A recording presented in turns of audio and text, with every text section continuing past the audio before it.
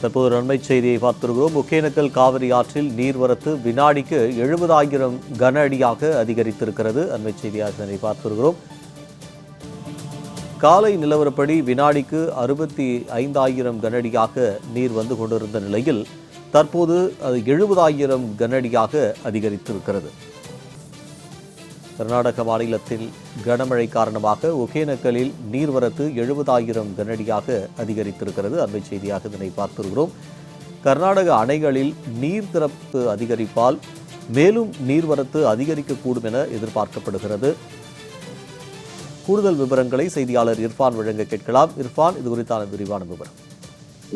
கர்நாடக அணைகளில் இருந்து திறக்கப்பட்ட உபநீர் ஒகேனக்கல் காவிரி ஆற்றில் தற்பொழுது 70,000 கனஅடியாக அதிகரிப்பு. கர்நாடகா காவிரி நீர்பிடிப்பு பகுதியில் தொடர்ந்து மழை பெய்து வருவதன் காரணமாக கர்நாடகா அணைகளின் கபினி அணை இருந்து 2 தினங்களுக்கு முன்பு 80,000 கன அடி நீர் வெளியேற்றப்பட்டது.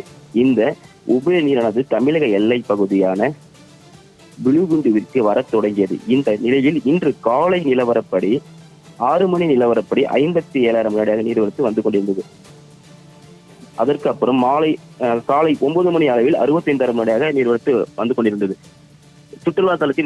சுற்றுலா தலத்தில் பயணிகள் பாதுகாப்பை கருதி அருவி மற்றும் ஆற்று பகுதியில் 3ஆம் நாளாக குளிக்க மாவட்ட நிர்வாகம் தடை விதித்துள்ளது. மேலும் ஒகேனக்கல் காவிரி ஆற்றில் உள்ள 5 அருவி, சினி அருவி, மெயின் அருவி ஆகிய அருவிகளில் தண்ணீர் அர்ப்பணித்து கொட்டியது. கடல் போல் காட்சியளிக்கும் ஒகேனக்கல் தலம் மாவட்ட நிர்வாகம் குளிப்பதற்கு மற்றும் படகு சவாரி செய்வதற்கு தடை விதித்துள்ளதால் ஒகேனக்கல் வரும் சுற்றுலா பயணிகளை பெண்ணாகரம் பகுதியில் அமைந்துள்ள சோதனை சாவடியில் வாகனங்களை திருப்பி அனுப்பப்படுகின்றனர். மேலும் நீர்வரத்து உயரும் என்று நீர்வளத்துறையினர் தீவிர கண்காணிப்பு பணியில் ஈடுபட்டு வருகின்றனர்.